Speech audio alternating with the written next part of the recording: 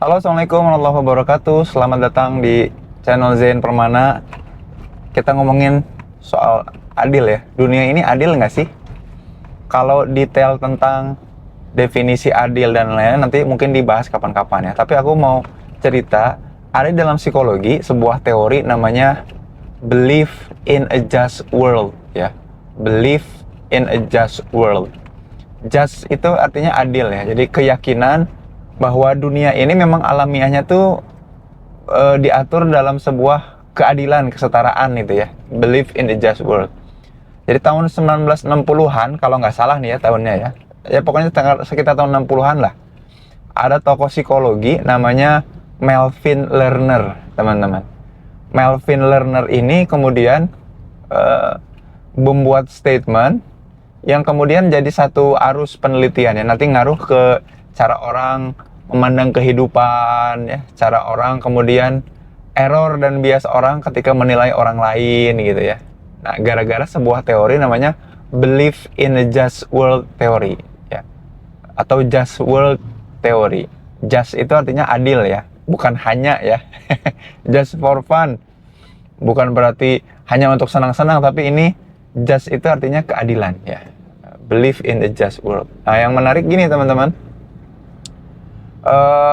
teori itu menyebutkan kayak gini, bahwa dunia itu alamiahnya memang diciptakan dalam keteraturan dan keadilan ya. Nah, si postulatnya atau hipotesisnya tuh kayak gini kalimatnya, people get what they deserve, katanya. Orang-orang tuh akan dapat ya apa yang mereka pantas dapatkan.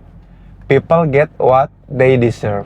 Nah, keyakinan itu kemudian jadi ngasih sebuah hipotesis atau hukum atau keyakinan akan sebuah hukum. Hukum itu kayak gini, a good people, a good things happen to good people. Jadi karena dunia ini memang diciptakan alaminya adil, maka people get what they deserve. Orang tuh akan mendapatkan apa-apa yang pantas dia dapatkan. Kalau orang baik, ya dia pantas dapat kebaikan ya. Jadi good things happen to good people. Termasuk kebalikannya juga ya, bad things happens to bad people. Nah, makanya di tahun 90-an atau 2000 ya, ada buku menarik ya.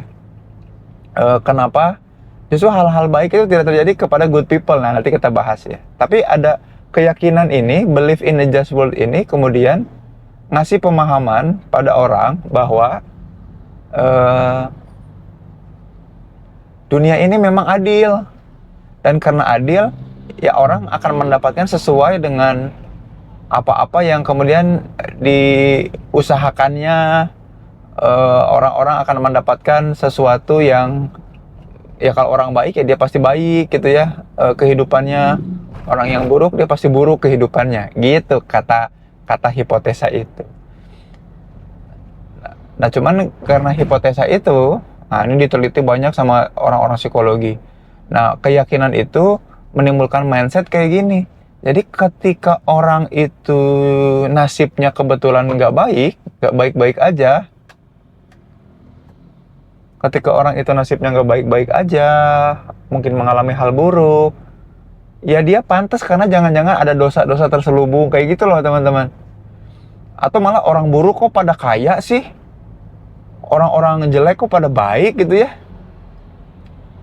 Kok bisa kayak gitu? Ya jangan-jangan kita nggak tahu sesuatu yang dia lakukan. Nah kayak gitu, padahal ya kalau umat muslimah, kita sebagai muslim meyakini bahwa semua skenario Allah.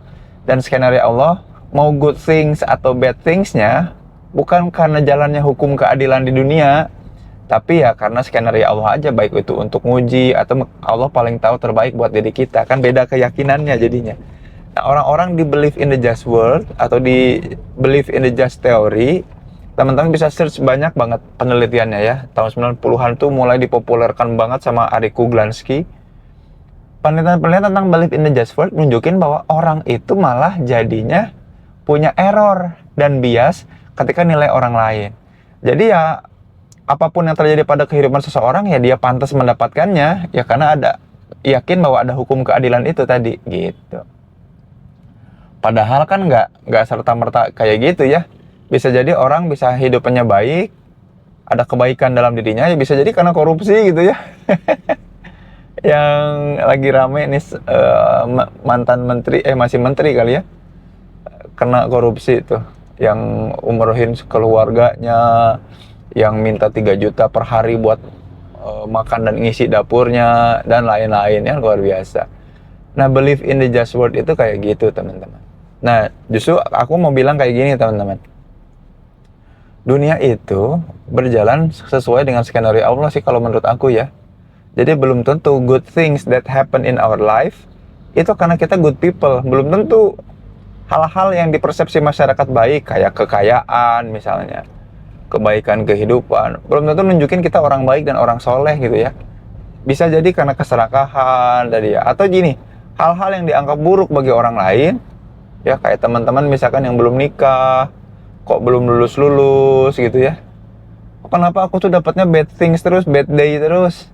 Belum tentu menunjukkan bahwa teman-teman tuh bad people gitu. Dan teman-teman mesti paham bahwa dunia ini memang tidak berjalan seperti itu. Tidak berjalan dalam sebuah keadilan kesetaraan, atau istilahnya aku kemarin baru posting namanya meritokrasi ya. Orang yang pantas yang akan mendapatkan sesuatu kan belum tentu.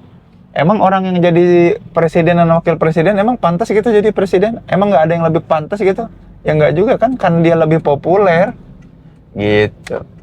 Nah jadi aku mau sharing ke teman-teman bahwa dunia ini ada skenario, ada jalannya, dan jalannya atau jalurnya kehidupan kita itu pasti kita mesti maknai, dan bukan berarti orang itu pantas atau tidak pantas di situ.